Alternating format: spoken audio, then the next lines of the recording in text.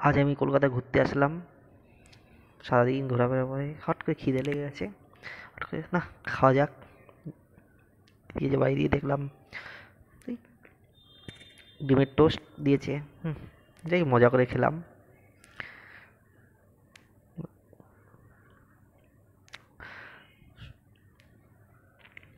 খিদেও পেয়েছিল জোর, মজা করে খাওয়া হলো। তারপর ভাবলাম খেয়ে দিয়ে না একটু ঘুরতে বেরাবো। ডিম টোস্ট খেলাম, দারুণ করেছে। বাড়ি থেকে বাড়ি থেকে টিফিন খেতে করে নিয়ে এসেছিলাম, দারুণ হয়েছে।